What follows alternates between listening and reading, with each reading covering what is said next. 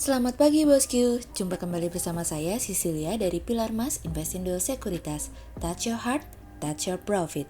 Nah, seperti biasa kita akan mulai saja nih market review kita hari ini, Rabu 16 Maret 2022 dengan episode Rasa Sakit versus Daya Ungkit. Maka dari itu jangan kemana-mana ya bosku, tetap di channel Pilar Mas Investindo Sekuritas. Touch your heart, touch your profit. Pionir Sekuritas Channel di Indonesia.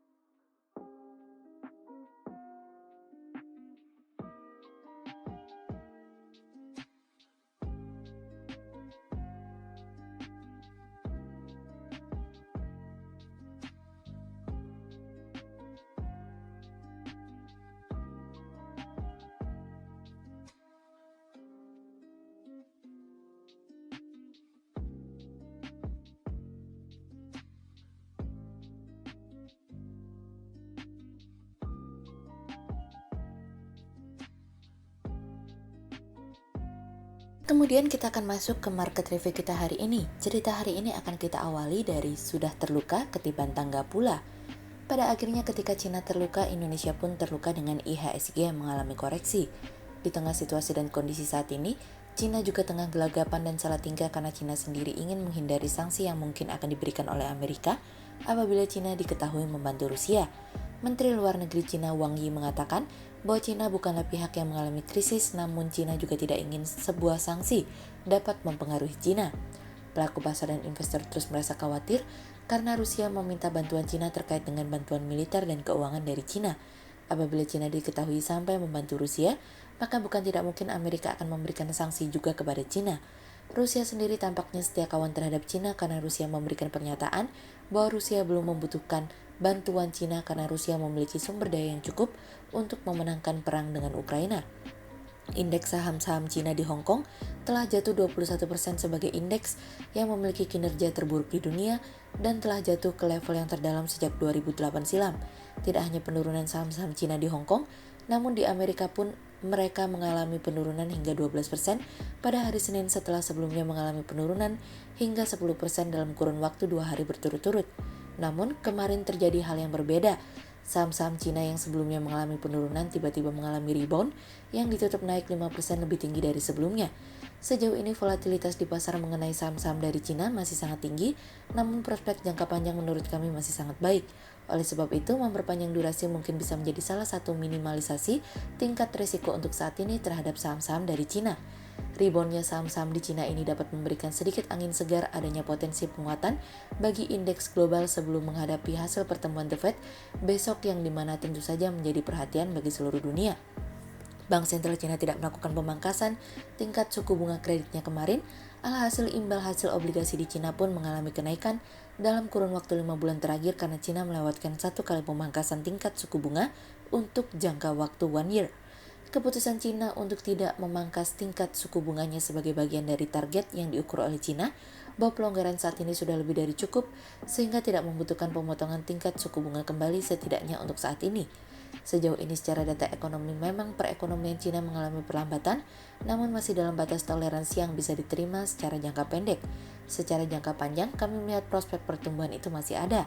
Hal ini yang membuat Cina masih sesuai janjinya untuk memberikan stimulus yang terukur bagi perekonomian. Bagi pelaku pasar dan investor, dukungan merupakan hal yang terpenting karena tidak bisa dilepas begitu saja. Namun perbedaan persepsi antara pasar dan bank sentral merupakan sesuatu yang wajar. karena bank sentral tentu memiliki pandangannya tersendiri yang memang harus dapat diterima oleh pelaku pasar dan investor.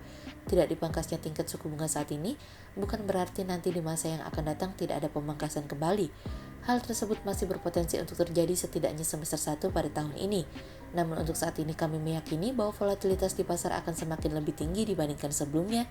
Setiap sentimen yang ada akan mampu mempengaruhi IHSG untuk mengalami kenaikan atau penurunan untuk saat ini. Kemudian cerita selanjutnya datang dari keyakinan di tengah ketidakpastian. Di tengah prospek ekonomi global yang menantang imbas rencana percepatan pengetatan moneter The Fed dan konflik Rusia-Ukraina yang tengah berlangsung, Indonesia justru layaknya kejatuhan durian runtuh di mana mendapatkan peluang perpanjangan momentum pemulihan ekonomi.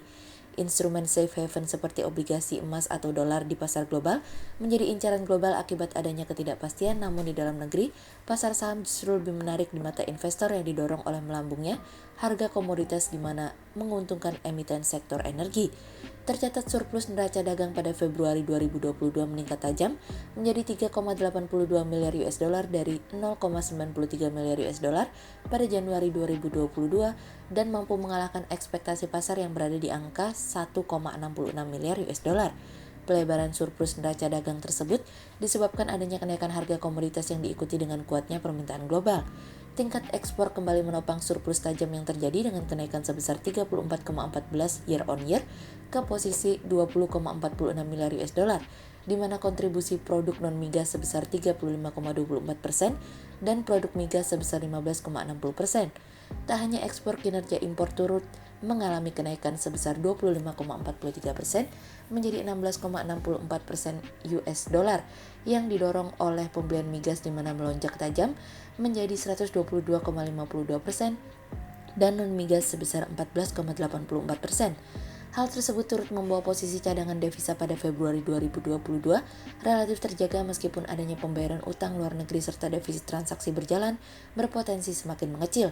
Sejak Rusia menginvasi Ukraina pada 24 Februari 2022, nilai tukar rupiah terhadap USD terpantau menguat sebesar 0,35%. Apabila perang masih berlanjut, nilai tukar rupiah berpotensi melanjutkan penguatan ke level 14.200-an.